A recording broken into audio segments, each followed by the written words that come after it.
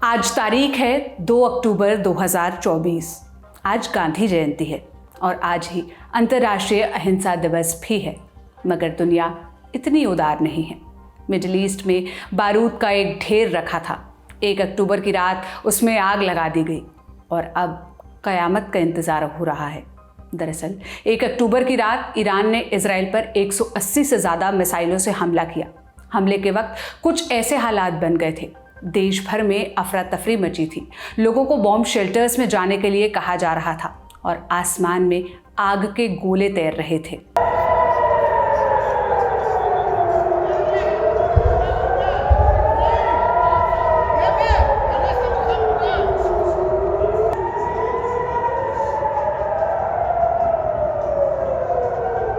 हमले के बाद ईरान बोला, हमने अपने हिजबुल्लाह और हमास के नेताओं की हत्या का बदला लिया है। 27 सितंबर को इजराइल ने बेरूत पर बमबारी की थी। इसमें हिजबुल्लाह का सरगना हसन नसरल्लाह मारा गया था। उसके साथ ईरान की इस्लामिक रिवॉल्यूशनरी गार्ड कोर के कमांडर अब्बास नीलफर भी थी। उनकी भी मौके पर मौत हो गई। इससे पहले जुलाई में हमास के सर्वेसर्वा इस्माइल हानिया की हत्या हुई थी। उसका आरोप भी इजराइल पर लगा था।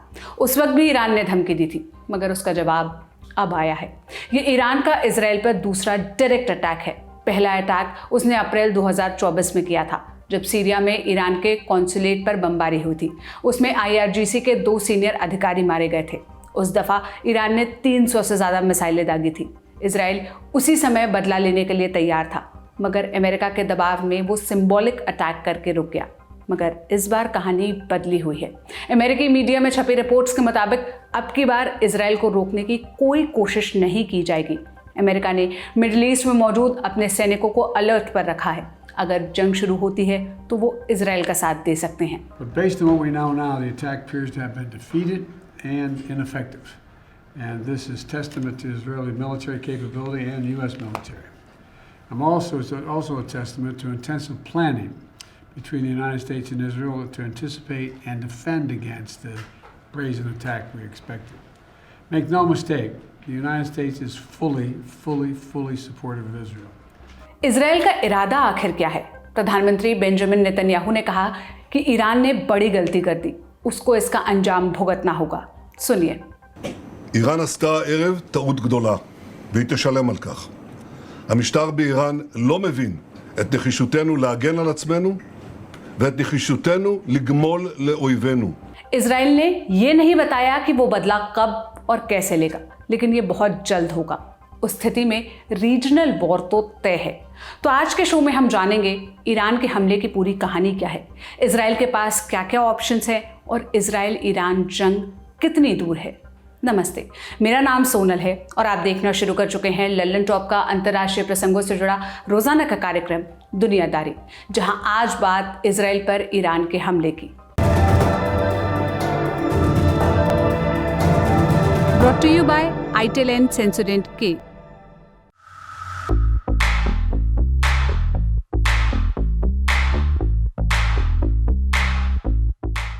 इजराइल वेस्ट एशिया के मुहाने पर बसा देश है। पश्चिमी सीमा भूमध्य सागर से मिलती है। बाकी 3 दिशाओं में अरब देश है। उत्तर में लेबनान और सीरिया, पूरब में जॉर्डन और दक्षिण में इजिप्ट। इजराइल के पूर्वी और दक्षिणी किनारे पर जमीन के 2 और टुकड़े हैं। पूर्वी छोर पर वेस्ट बैंक और दक्षिणी में गाजा पट्टी। दोनों को मिलाकर फिलिस्तीन कहा जाता है। बंटवारे से पहले पूरा इलाका फिलिस्तीन कहलाता था। नवंबर 1947 में यूनाइटेड नेशंस ने फिलिस्तीन का बंटवारा कर दिया। लगभग आधी ज़मीन इजराइल को मिली और आधी फिलिस्तीन को। जेरूसलम को UN के कंट्रोल में रखा गया। मई 1948 में इजराइल की स्थापना हुई। स्थापना के अगले ही दिन अरब देशों ने हमला कर दिया। इजराइल ने इस जंग में जीत हासिल की। फिलिस्तीन को जो ज़मीन मिली थी उसके अधिकतर हिस्से पर भी कब्जा कर लिया। कालांतर में कई और लड़ाइयाँ हुई जिसमें इजराइल ने बढ़त हासिल की। फिलिस्तीन का आकार लगातार घटता गया। बाद में इजराइल पर अवैध कब्जे के आरोप लगे। उसके खिलाफ हिंसक संघर्ष होता रहा। कई फिलिस्तीनी गुट ऐसे हैं जो इजराइल के अस्तित्व का भी विरोध करते हैं, जैसे हमास और फिलिस्तीन इस्लामिक जिहाद। उनको ईरान का सपोर्ट मिलता है। SLS और पैराबेन गॉन, तो उसका करंट ऑन। What then? इसके पोटेशियम आयंस करें टूट का करंट गॉन, लाइव का करंट ऑन। ईरान भी वेस्ट एशिया में बसा देश है। राजधानी तेहरान है। ईरान की ज़मीनी सीमा 7 देशों से लगती है। उत्तर में आर्मेनिया, अजरबैजान और तुर्कमेनिस्तान, पूरब में पाकिस्तान और अफगानिस्तान, जबकि पश्चिम में इराक और तुर्की है। बॉर्डर का कुछ हिस्सा समंदर से भी मिलता है। उत्तर में कैस्पियन सागर और दक्षिण में पर्शिया की खाड़ी और अरब सागर है। इजराइल और ईरान के बीच दुश्मनी कैसे हुई, आइए ये समझते हैं। इजराइल और ईरान एक समय तक बहुत अच्छे दोस्त हुआ करते थे। 1950 आते आते उसने इजराइल को मान्यता दे दी। ईरान ऐसा करने वाला दूसरा मुस्लिम बहुल देश था, पहला था तुर्की। 1960 और 1970 के दशक में ईरान की खुफिया एजेंसी सवाक और मोसाद ने साथ में काम किया था। 1977 में दोनों देशों ने न्यूक्लियर मिसाइल बनाने के लिए साथ में प्रोजेक्ट भी शुरू किया। सैकड़ों की संख्या में इजरायली इंजीनियर्स और वैज्ञानिकों ने साथ काम किया। फिर 1979 का साल आया। अयातुल्ला रूहुल्लाह खुमैनी के नेतृत्व में इस्लामिक क्रांति हुई। ईरान इस्लामी गणतंत्र बन गया। उसने इजराइल के साथ रिश्ते खत्म कर लिए। लोगों के एक दूसरे के यहाँ आने जाने पर पाबंदी लगा दी। इजराइल को अपना बोरिया बिस्तर समेटने के लिए कहा गया। उसके दूतावास की इमारत को फिलिस्तीन को सौंप दिया गया। कालांतर में ये कड़वाहट और बढ़ी। ईरान पर परमाणु बम बनाने की कोशिश का इल्जाम लगा। इजराइल का कहना था कि उसके अस्तित्व के लिए खतरा है। इसको आधार बनाकर उसने ईरान के टॉप वैज्ञानिकों और कमांडर्स की हत्या की। ईरान की न्यूक्लियर फैसिलिटीज पर हुए हमलों में भी इजराइल का नाम आया। फिर 7 अक्टूबर 2023 की सुबह हमास ने इजराइल पर आतंकी हमला किया। ईरान ने हमास के हमले का समर्थन किया था। आतंकी हमले में शामिल लोगों को बधाई भेजी और इजराइल को धमकाया भी था। 8 अक्टूबर को लेबनान के चरमपंथी संगठन हिजबुल्लाह ने हमास को समर्थन दिया। उसने उत्तरी इजराइल पर रॉकेट्स दागने शुरू किए। हिजबुल्लाह ईरान का प्रॉक्सी गुट है, जबकि वो और हमास एक्सिस ऑफ रेजिस्टेंस का भी हिस्सा है। इस संगठन का मकसद इजराइल और उसके सहयोगी देशों को नुकसान पहुंचाना है। एक्सिस में शामिल गुटों को ईरान से हथियार और ट्रेनिंग मिलती है। तो इजराइल एक तरफ गाजा पट्टी में हमास के साथ जंग लड़ रहा था, दूसरी तरफ उसको ईरान और उसके प्रॉक्सी गुटों से भी निपटना पड़ रहा था। गाजा में तो उसने पूरी सेना उतार रखी थी, मगर बाकी जगहों पर कोवर्ट ऑपरेशंस और हवाई हमलों से काम चलता रहा। इस अवधि में ईरान और हिजबुल्लाह के कई कमांडर्स की हत्या हुई। सबका आरोप इजराइल पर लगा।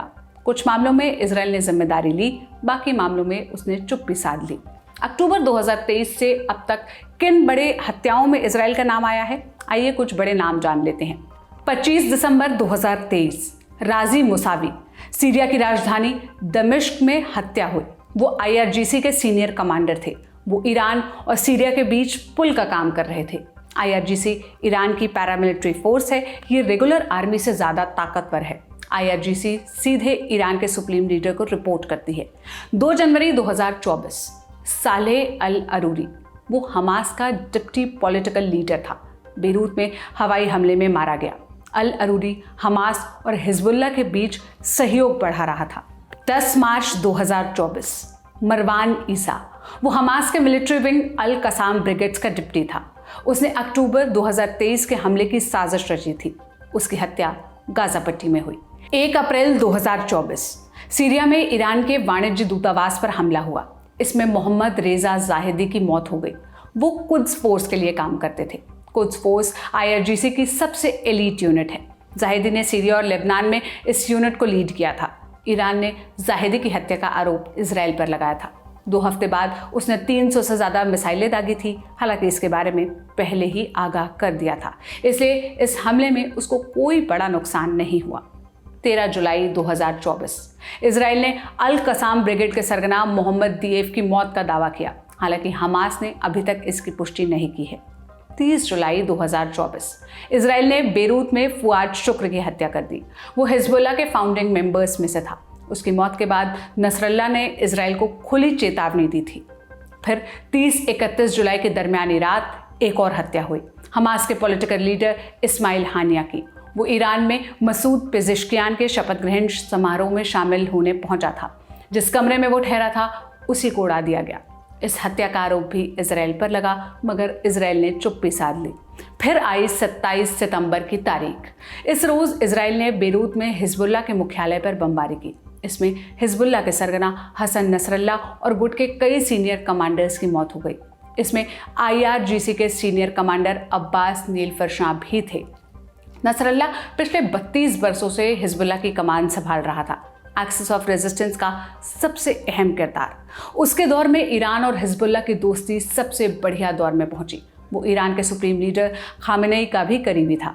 इसे ईरान ने उसके लिए 5 दिनों के शोक का ऐलान किया। यह भी कहा कि नसरल्ला की मौत ज़ाया नहीं जाएगी।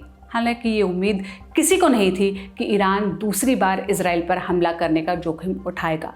1 अक्टूबर की दोपहर अमेरिकी खुफिया अधिकारियों ने दावा किया कि ईरान हमले की तैयारी कर रहा है। इसके थोड़ी ही देर बाद दावा सच साबित हो गया।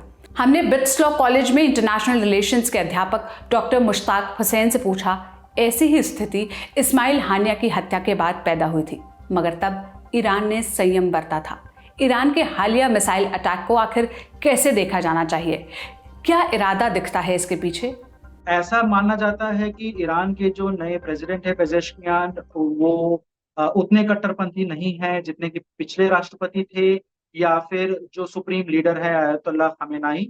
तो उनकी वजह से शायद ईरान के मिलिट्री ने और ईरान की गवर्नमेंट ने यह डिसीजन लिया था कि अभी हम संयम बरतें। लेकिन मुझे लगता है कि अभी ईरान एक कॉर्नर में फंस गया है। ईरान की जो इज्जत है उस पर एक बात आई है, क्योंकि ईरान ने अपने आप को हमेशा से एक्सिस ऑफ रेजिस्टेंस के लीडर की तरह दर्शाया है दुनिया में, स्पेशली मुस्लिम वर्ल्ड में। अब अगर ईरान का जो सबसे पावरफुल प्रॉक्सी ग्रुप था हिजबुल्लाह, उसी के अगर टॉप लीडरशिप का खात्मा कर दिया है इसराइल ने, तो ईरान के ऊपर प्रेशर कहीं ज्यादा बनता है कि वो रिटेलिएट करे। लेकिन अगर आप देखें कि जुलाई में जो हुआ, यानी जब ईरान ने रिटेलिएशन नहीं किया और अप्रैल में जब रिटेलिएशन किया था, तो उसको अगर आप अभी के साथ कंपेयर करें तो एक चीज बड़ी जाहिर होती है कि अप्रैल में जब ईरान ने अटैक किया था तो कई हजार मिसाइल्स यूज करे थे, और इस बार मुश्किल से 182 मिसाइल्स यूज करी हैं। ये जरूर है कि ईरान कह रहा है कि ये टेक्नोलॉजिकली ज्यादा सुपीरियर है, वो सबसोनिक थे और ये हाइपरसोनिक मिसाइल्स हैं। लेकिन फिर भी अगर आप देखें तो सिर्फ 182 ही मिसाइल्स का यूज किया गया है। मुझे लगता है कि ईरान ने ये जो अटैक किया है, ये इस प्रेशर में किया है, ये इस दबाव में किया है कि उनके जो साथी गुट हैं, बाकी जो प्रॉक्सीज हैं, उनको ये ना लगे कि ईरान उनके साथ खड़ा नहीं है।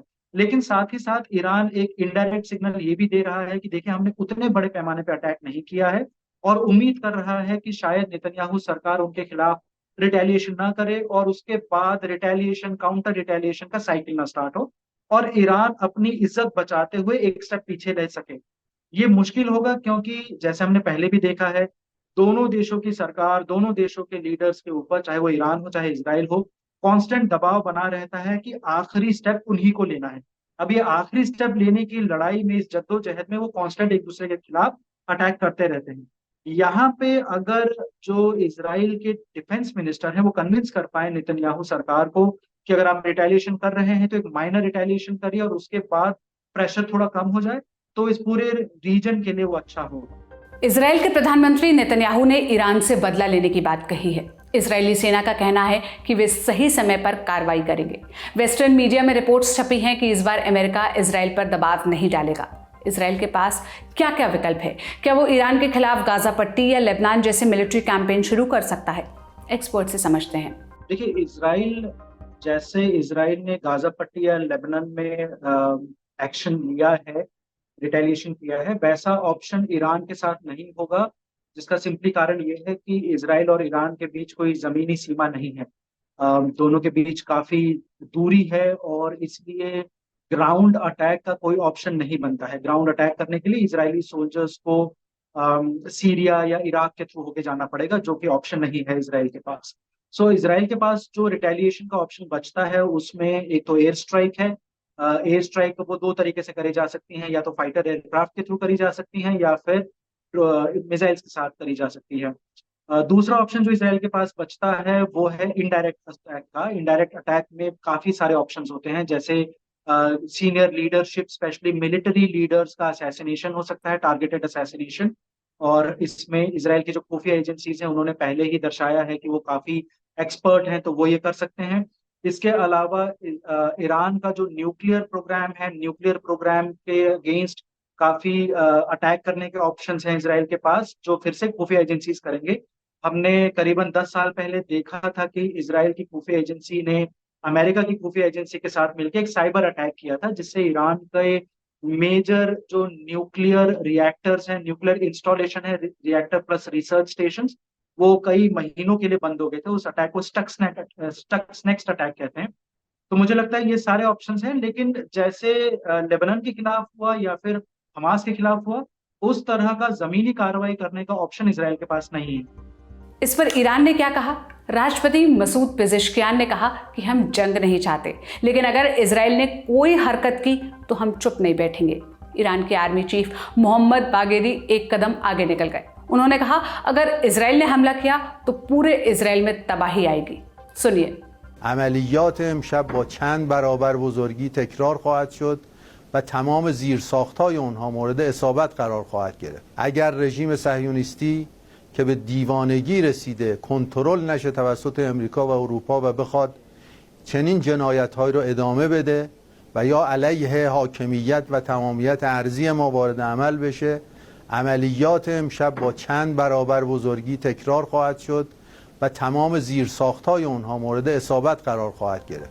अब एक दिलचस्प बात जान लीजिए। न्यूयॉर्क टाइम्स ने ईरानी अधिकारियों के हवाले से दावा किया है कि ईरान के राष्ट्रपति मसूद पेजेश्कियान इस हमले के खिलाफ थे। पेजेश्कियान जुलाई 2024 में ईरान के राष्ट्रपति बने थे।